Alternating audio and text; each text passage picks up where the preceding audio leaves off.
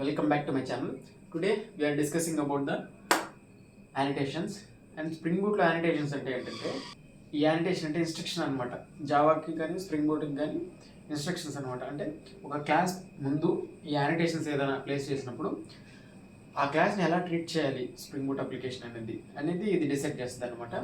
So వాటిలో కొన్ని important annotations చూద్దాం. First spring boot application.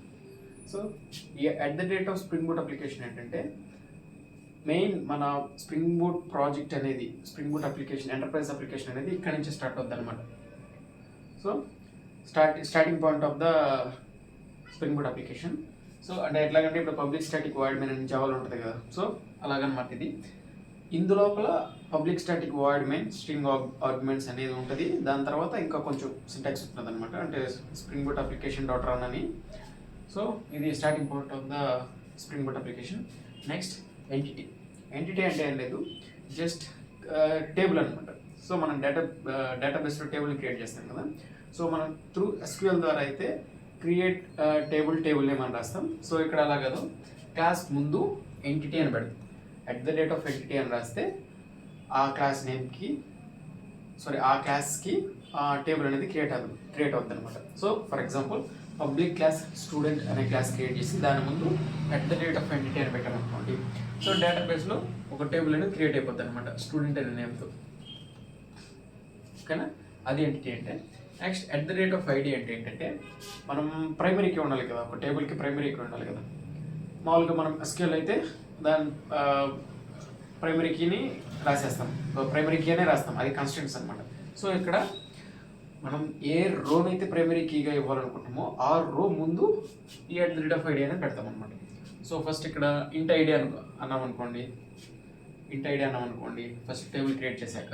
So ఆ ఇంట్ ఐడి పైన at the rate of ID అని చెప్పి మనం ఇలా ప్లేస్ చేస్తే సో అది ప్రైమరీ కీ అవుతుంది అనమాట ఆ టేబుల్కి. So next generated value.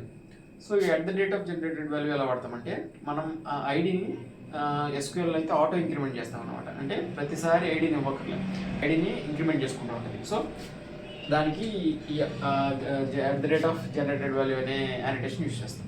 Next at the rate of column. Okay, మనం కాలమ్స్ క్రియేట్ చేస్తాం అనమాట. కాలమ్స్ అనేది ఎట్లా ఉంటుంది, ఫస్ట్ ఇప్పుడు at the rate of entity అనే యానిటేషన్ యూజ్ చేసి మనం టేబుల్ క్రియేట్ చేసాం. దాని కింద రోస్ ఎలా క్రియేట్ చేయాలంటే యూజువల్గా మనం వేరియబుల్స్ ఎట్లా ఇస్తాం అలాగే అనమాట. సో ఇప్పుడు ఐడి అనుకోండి, ఇంట్ ఐడి, ఇది ఒక రో క్రియేట్ అయిపోద్ది అనమాట. నెక్స్ట్ నేమ్కి ఇవ్వాలి స్ట్రింగ్ నేమ్, ఇది ఒక రో అయిపోద్ది అనమాట. నెక్స్ట్ శాలరీ అనుకోండి, డబుల్ శాలరీ. ఓకే, ఇప్పుడు ఇక్కడ 3 రోస్ క్రియేట్ అయిపోయాయి అనమాట. ఒక టేబుల్లో స్టూడెంట్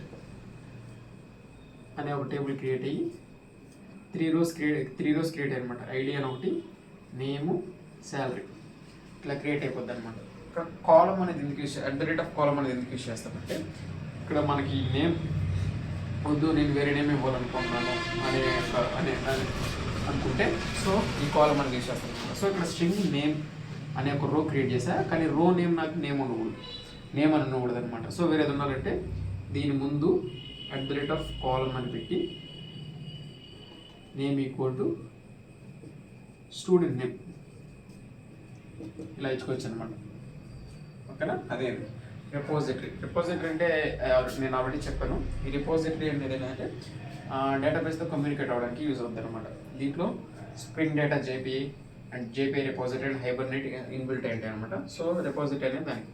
నెక్స్ట్ సర్వీస్, ఇది కూడా ఆల్రెడీ చెప్పాను. సర్వీస్ ఏంటంటే మన హోల్ బిజినెస్ లాజిక్ అంతా ఈ క్లాస్లో అనమాట. నెక్స్ట్ కంట్రోలర్ ఏం చేస్తుందంటే హ్యాండిల్ ద HTTP రిక్వెస్ట్స్ అనమాట. నెక్స్ట్ రెస్ట్ కంట్రోలర్స్ కూడా అంతే అనమాట. హ్యాండిల్ ద HTTP మెథడ్స్ అనమాట. HTTP URLని హ్యాండిల్ చేసి యూజర్ అనేవాడు కానీ లేదా డెవలపర్ అనేవాడు కానీ గెట్ చేస్తున్నాడా, పుట్ చేస్తున్నాడా, అప్డేట్ చేస్తున్నాడా అనేది ఇది చెక్ చేసి డిసైడ్ చేసి పంపిస్తుంది అనమాట. Next request mapping. ఈ రిక్వెస్ట్ మ్యాపింగ్ ఏంటంటే మన బేస్ URL క్రియేట్ చేస్తుంది అనమాట. సో మనకు HTTP నుంచి గెట్ అనే రిక్వెస్ట్ వచ్చింది అనుకోండి, ఓకే, గెట్ అనే రిక్వెస్ట్ రెస్ట్ కంట్రోలర్లోకి వచ్చింది. సో ఈ రెస్ట్ కంట్రోలర్ నుంచి నెక్స్ట్ ఎక్కడికి వెళ్ళాలి, అసలు నెక్స్ట్ యూఆర్ఎల్ ఏంటి అన్నప్పుడు మనం ఈ రిక్వెస్ట్ మ్యాపింగ్ అని పెట్టి దీని పక్కన మనం నేమ్ ఇస్తాం అనమాట. సో సపోజ్ ఇప్పుడు స్టూడెంట్ అని ఇచ్చామనుకోండి, ఇది దీని బేస్ యూఆర్ఎల్. సో ఇప్పుడు మనం గెట్ చేయాలనుకుంటే ఎక్కడి నుంచి గెట్ చేయాలి, /student ఇలా ఉంటుంది అనమాట రిక్వెస్ట్. సో ఇది బేస్ యూఆర్ఎల్ అనమాట.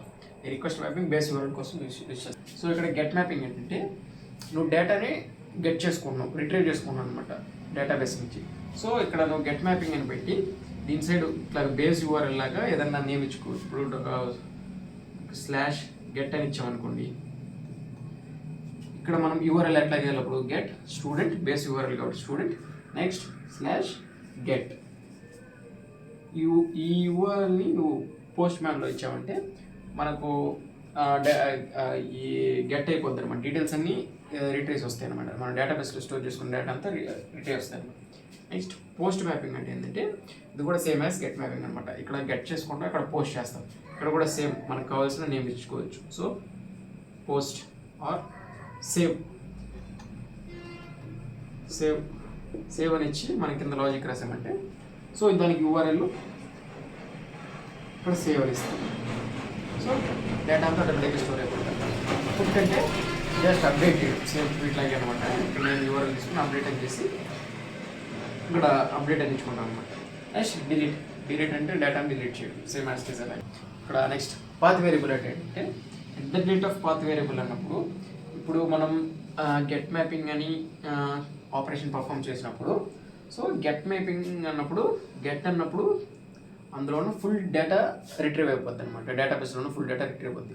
నాకు ఫుల్ డేటా వద్దు, నాకు ఈ పర్టికులర్ పర్టికులర్ డేటానే కావాలన్నప్పుడు ఈ పాత్ వేరియబుల్ అనేది యూజ్ చేస్తాం అన్నమాట. ఈ పాత్ వేరియబుల్ ఏం చేస్తుందంటే మనం ఇక్కడ గెట్ అని పెట్టాం కదా, ఇక్కడ ఐడిని ఇమ్మంటుంది. ఆ డేటా యొక్క ఐడి ఇచ్చామంటే సో అదొక్కటే మనకు రిట్రీవ్ అవుతుంది అనమాట. సో నెక్స్ట్ రిక్వెస్ట్ బాడీ అనమాట. ఈ రిక్వెస్ట్ బాడీ ఏం చేస్తుందంటే స్ప్రింగ్ బూట్ అప్లికేషన్లో డేటాని ఆబ్జెక్ట్ నుంచి జేసన్ ఫార్మాట్లోకి, జేసన్ ఫార్మాట్ నుంచి ఆబ్జెక్ట్లోకి కన్వర్ట్ చేస్తున్నాం. ఈ జేసన్ అంటే జావా స్క్రిప్ట్ ఆబ్జెక్ట్ నోటేషన్ అనమాట. ఇది ఎలా ఉంటుందంటే 2 బ్రాకెట్స్ ఉంటాయి, కర్లీ బ్రాకెట్స్ ఉంటాయి. ఇక్కడ just name like variable name, ఇక్కడ టైప్ అనమాట. సపోజ్ ఇక్కడ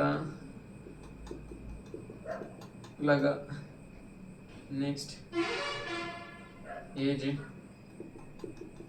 20 ఇది జేసన్ ఫార్మాట్ అనమాట. ఓకే, దీన్ని ఆబ్జెక్ట్లోకి మారుస్తుంది. ఓకే, జావా అంతా ఆబ్జెక్ట్ మీదే కదా స్టోర్ అయ్యేది కానీ గెట్ అయ్యేది కానీ మొత్తం అదే కాబట్టి సో ఇలా ఉన్న డేటాని ఆబ్జెక్ట్లోకి మారుస్తుంది. జేసన్లో ఉన్న డేటాని ఆబ్జెక్ట్లోకి మారుస్తుంది, ఆబ్జెక్ట్లో ఉన్న డేటాని జేసన్లోకి మారుస్తుంది అనమాట. నెక్స్ట్ కాంపోనెంట్ ఆల్రెడీ చాలాసార్లు చెప్పాను. ఈ కాంపోనెంట్ ఏంటంటే ఒక క్లాస్కి ఆబ్జెక్ట్ని క్రియేట్ చేస్తుంది అనమాట. బీన్ క్రియేట్ చేస్తుంది, సింపుల్. నెక్స్ట్ @bean అన్న అదే అనమాట. సో కాంపోనెంట్ బీన్ రెండు ఆబ్జెక్ట్ క్రియేట్ చేయడానికి యూజ్ అవుతాయి. సో ఇది బేసిక్ యానిటేషన్స్ అనమాట. ఇంకా చాలా యానిటేషన్స్ ఉన్నాయి కానీ మనం మేజర్గా యూజ్ చేసేది ఈ వీడియో మీకు ఎంతో కొంత యూస్ఫుల్ అయింది అనిపిస్తే so please do like, share and subscribe. Thank you.